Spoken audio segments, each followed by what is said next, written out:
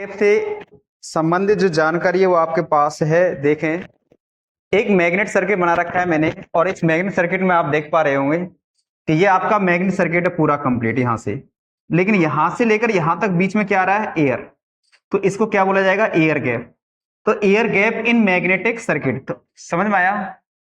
कहने का मतलब किसी मैग्नेट सर्किट में अगर एयर एंटर कर जाती है, एयर प्रवेश कर जाती है, तो वहां उसको क्या बोला जाएगा, एयर गैप। जैसे कि इसके अंदर भी देख पा रहे हो आप लोग। अब अभी आप लोगों ने पढ़ा कि रिलेक्टेंस जो होता है इसको निकालने का formula L upon A mu naught mu R, था कि नहीं था?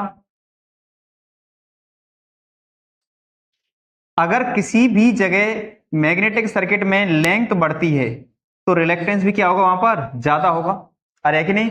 और क्रॉस सेक्शन एरिया क्या होगा, वहां पर कम होगा। अब ऐसे यहां पर देखो, रिलेक्टेंस ऑफ एयर गैप, तो एयर गैप के लिए रिलेक्टेंस जो होगा वो ये होगा। तो जो गैप है उस गैप में यहां ये एल है, एल जी, एल।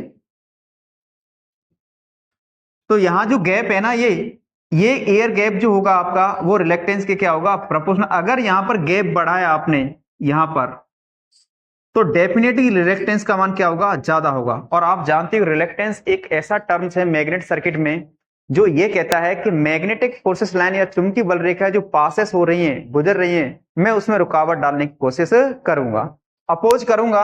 अगर मान के चलो इस मैग्नेट सर्किट आपका बन रहा है और इसमें मैग्नेटिक फोर्सेस लाइन या फ्लक्स इसमें फ्लो हो रहा है, जा रहा है, अगर उसमें रुकावट ही ज्यादा डलेगी तो क्या सर्किट कमजोर बनेगा, नहीं बनेगा? सर्किट कमजोर होगा और उसमें एमएमएफ ड्रॉप बढ़ जाएंगे, और एमएमएफ ड्रॉप बढ़ जाएंगे तो ऐसी स्थिति में क्या होगा, सर्किट की एफिशिएंसी डाउन होगी, और सर्किट की एफिशिएंसी डाउन होगी तो उससे हम अच्छा आउटपुट प्राप्त नहीं कर पाएंगे। तो विशेष तौर पर ध्यान रख लेना कि रिलेक्टेंस, जो एयर गैप का जो रिलेक्टेंस होता है वो इसकी एयर गैप जो लंबाई है उसके प्रोपोर्शन होता है, और क्रॉस सेक्शन एरिया क्या होता है, रेसिप्रोकल होता है। तो ध्यान रख लेना, एक तो क्वेश्चन यहां से आपका कई बार बन चुका है। नेक्स्ट है रिलेक्टेंस ऑफ आयरन पार्ट। अगर किसी लोहे के कोई भी भाग होता है, जैसे कि आयरन की कोर होती है, उस भाग के लिए मैं रिलेक्टेंस और एयर गैप में संबंध देखूं तो क्या है, वही कि अगर आयरन जो भाग है, आयरन पार्ट जो है, उसके अंदर जो मैग्नेटिक सर्किट बन रहा है उसकी अगर लंबाई बढ़ा दी जाए, एयर गैप लंबाई बढ़ा दी जाए, तो क्या होगा, वहां पर रिलेक्टेंस भी क्या होगा, बढ़ेगा। ठीक है ना? अब यहां पर देखना कि एयर गैप जो होता है मोटर स्पीड के क्या होता है, रेसिप्रोकल होता है।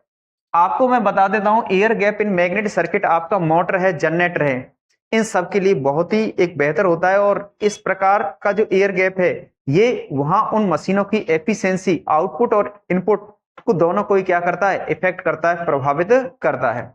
जैसे कि आपको पता है कि छोटी मशीन देखी होंगी बहुत ही अच्छा आउटपुट देती हैं। कहने का मतलब है वहां स्टेटर और रोटर के बीच में क्या होता है, एयर गैप बहुत कम पाया जाता है। अगर एयर गैप बढ़ा दिया जाए तो डेफिनेटली क्या होगा, स्पीड क्या होगी, वहां पर कम होगी, और एयर गैप क्या होगा, ज्यादा। तो मशीन के अंदर एयर गैप अगर बढ़ा दिया जाए स्टेटर और रोटर के बीच में, तो वहां पर स्पीड क्या होगी, डाउन। इस वजह से बड़ी मशीनें जो होती हैं अधिकांश से देखी होंगी छोटी मशीनों की अपेक्षा कम गति से रोटेट करती हैं। इसकी वजह यही होती है कि स्टेटर रोटर के बीच में क्या होता है, एयर गैप क्या होता है, ज्यादा होता है।